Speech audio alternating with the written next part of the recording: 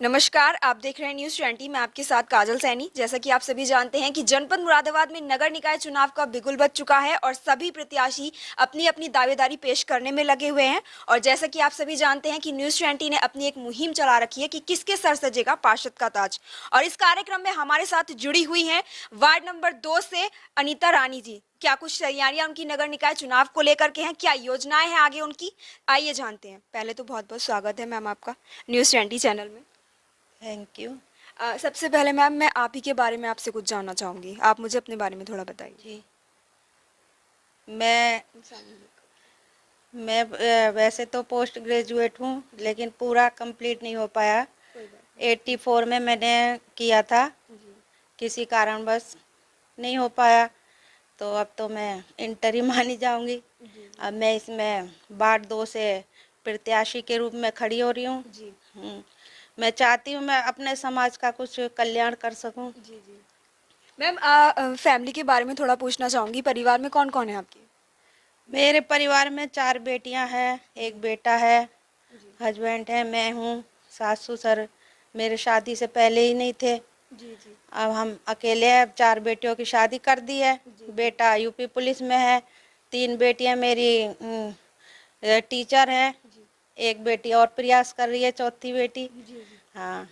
आप पार्षद पद के लिए दावेदारी पेश कर रही हैं और आपके पति भी आपको पूरा सपोर्ट कर रहे हैं। और क्या कहना चाहोगे और गृहिणियों के लिए आप? मैं यही चाहती हूँ कि जैसे घर का भी देखो और बाहर का भी देखो। मैं तो हमेशा से ही तत्पर रहती हूँ कि सबका भला करूँ। और आज मैं इतनी वो समझ रही हूँ अपने लिए कि मैं करूँ कुछ समाज के लिए।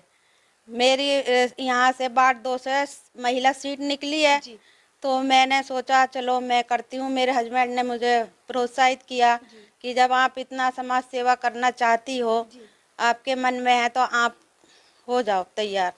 तो मैंने ये मन बनाया है कि मैं अपने वार्ड 2 का बहुत ही बुरा हाल है। मैं उसकी सड़कें नालियाँ सब मैं देखना चाहती हूँ। मुझे बहुत ही वो होता है कि जहाँ हम रहते हैं वही जगह सही नहीं है। मैं कुछ करना चाहती हूँ बन के। अच्छा मैम, वार्ड 2 जो कि जनपद मुरादाबाद में सबसे पिछड़ा हुआ वार्ड है और इसमें आप यहाँ पर रहते हो और मतलब क्या आप समस्याएं आपने देखी यहाँ पर? यहाँ पर तो समस्या ही समस्या है। हम तो ये समझ लो कि जैसे कीचड़ में कमल खिलता है, हम तो उस तरह से हैं यहाँ पे। और बहुत समस्या है सड़क की, नाली की। क्या करें? हम सोच रहे हैं यहाँ से जाए नहीं, लेकिन यहाँ को सुधार दें। सुधार दें। अच्छा, पिछले 5 वर्षों में कुछ विकास हुआ है इस वार्ड का? पिछले 5 वर्षों में तो हुआ है थोड़ा बहुत, लेकिन रुका पड़ा है। हुआ था पहले। अब तो 5 बरस से कोई लौट ही नहीं रहा यहाँ पे। ना सड़कों पे कोई देखता है कहाँ की सड़क टूट रही है, कहाँ की नाली टूट रही है, बह रही है। टंकियाँ लगी थी नगर नगर निगम की, वो भी टूटी पड़ी हैं। पानी व्यस्त जाता है, इतना दुख लगता है। मैं सबसे चल चल के कहती हूँ 150 रुपये खर्चा करो। ये पानी बहुत हमारा कीमती है। पानी आज जल बचाएंगे, कल हमारा ये हमें बचाएगा, लेकिन किसी की समझ में नहीं आता है। एक वो टूट रही थी टोटी, तो मैंने प्लम्बर को बुलाया। मेरे घर से थोड़ी दूर पे था, तो मैंने कहा इसका इंतज़ाम करो। उसने कहा कि पैसे लगेंगे। मैंने कहा मैं खर्चा दूंगी। मैंने उसे करवाया। बहुत पानी बह सुबह 7 बजे से 11 बजे तक पानी ओवरफ्लो का बहुत बहता था। शाम को 5 बजे से 4 बजे से शाम को 7 बजे तक बहुत बहता। मुझे बहुत दुख होता था। मैंने वो अपने खर्चे से उसको सही कराया। मैम, थोड़ा सा राजनीतिक इतिहास के बारे में मैं जानना चाहूँगी। आपके परिवार में कोई ऐसा सदस्य है जो इसका राजनीतिक इतिहास पहले से रहा हो? मेरे हस्बैंड हैं खुद, वो पहले से राजनीति में है। जी मैं भी हाउस वाइफ हूँ। मैं भी सीखती गई उनके उससे। समाज सेवा करते हैं बहुत वो भी। जिसका भी दुख दर्द होता है फौरन पहुँच जाते हैं। मैं तो जा नहीं पाती हूँ, मैं उनको ही टाइम दे देती थी। अब मेरा भी मन करता है मैं भी निकलूँ। मैं खाली हूँ इस समय जी बिल्कुल। तो यही है हमारा 2001 से हमारे हस्बैंड उसमें है, राजनीति में। चलिए, तो अब हमारे साथ जुड़े हुए हैं अनीता रानी जी के पतिदेव जी, जो कि पत्नी प्रत्याशी हैं। चलिए उनसे जानते हैं आगे की बात। सर, क्या बताना चाहेंगे, कितने समय से आप राजनीति के क्षेत्र से जुड़े हुए हैं? काजल जी, बहुत बहुत धन्यवाद आपका। सबसे पहले जी मैं राजनीति से 2001 से जुड़ा हुआ हूँ जी और उस समय मैं स्टूडेंट लाइफ मैंने जब ही ख़त्म की थी जी और स्टूडेंट लाइफ में भी हम राजनीति में अपने छात्र नेता के रूप में रहते थे। जी वहीं से सीखा है, कॉलेज से ही जो कुछ सीखा था हमने। जी सर। फिर हम अपने समाज के खातिर ही राजनीति में आए थे, जी क्योंकि यहाँ का बहुत पिछड़ा हुआ माहौल था। हमारे यहाँ का वार्ड का जी कोई देख रेख नहीं थी। जी काफ़ी गतिविधियाँ ऐसी थी जिसको हम मतलब चाह के भी नहीं सुधार पाते। जी तो हमने एक प्लेटफार्म राजनीति समझा कि अगर उसमें एंटर होंगे जी तो कुछ हमारे समाज का भला हम कर सकें एक प्लेटफार्म लेकर, इसलिए मैं राजनीति में आया था। सर, उस समय किस तरह की चुनौतियां आपके सामने आई जब आपने राजनीति के क्षेत्र में कदम रखा था 2001 में? हाँ, उस समय जब मैं 2001 में राजनीति में कदम रखा, जी मैंने लोगों से कहा कि मैं राजनीति में हूँ जी और मैं बसपा पार्टी से कार्यकर्ता के रूप में काम कर रहा था। जी मैंने घर घर जाके लोगों को बताया कि हम SC कोटे के हैं जी जी और उस समय बहुजन समाज पार्टी का बहुत अच्छा स्क्रिप्ट था, जी बहुत बढ़िया रिस्पांस मिल रहा था समाज से। तो लोगों को बताया मैं हम इस समय इसमें जुड़ रहा हूँ, आप मेरा सहयोग करेंगे, शायद हो सकता है हमारे समाज का भला हो। सर, वार्ड 2 में लगभग कितने वोट होंगे आपके यहाँ पे? मेरे वार्ड में समथिंग 12,500 वोट हैं। 12,500। जी, आप उनसे किस तरह की आशा रखते हैं? उस 12,500 वोट में मेरे भातु समाज के 4,500 समथिंग वोट हैं। जी बाकी अदर कास्ट हैं जो पूरे वार्ड में फैले हुए हैं, जी जिसमें कि मैं पूरी आशा से कह सकता हूँ उन 4,500 वोट में मैं 3,000 वोट अपने वार्ड से अपने दावेदारी में ले सकता हूँ। अदरवाइज सब तरफ से मुझे समर्थन मिल रहा है, कहीं से 200, कहीं से 250, कहीं से 300। जी सर। इस तरह से मैं अपने एक जीत का आंकड़ा सा बनाना महसूस कर रहा हूँ। सोच रहा हूँ शायद मुझे सब जगह से अगर वोट मिलेगा तो मैं जीत सकता हूँ। जी सर, वार्ड 2 जो है अन्य वार्डों के मुकाबले काफ़ी पिछड़ा हुआ वार्ड माना जाता है। इसमें इस तरह से उभर कर आना, वो भी राजनीति के क्षेत्र में, इस पर आप क्या कहना चाहोगे? देखिए, वार्ड 2 हमेशा से ही पिछड़ा रहा है और राजनीति के हिसाब से तो इधर कोई देखता नहीं। और तब से ये पार्षद शिवराज सिंह गुर्जर जी हमारे यहाँ पार्षद हुए। फर्स्ट ऑफ ऑल उन्होंने अच्छा कार्य किया, अच्छा लेके चले, काफ़ी लोगों ने सराहना की उनकी। सेकंड ऑफ ऑल उन्होंने उसे कम कर दिया। थर्ड ऑफ ऑल में उन्होंने बिल्कुल ही काम करना बंद कर दिया, जिस कारण इस वार्ड को मतलब जो आ रहा था रास्ते पे फिर वहीं चला गया। इसी को देखते हुए इस बार महिला ऐसी सीट है जो कि पार्षद साहब तो इलेक्शन नहीं लड़ सकते, हो सकता है वो अपनी पत्नी को लाएंगे मैदान में, अच्छी बात है।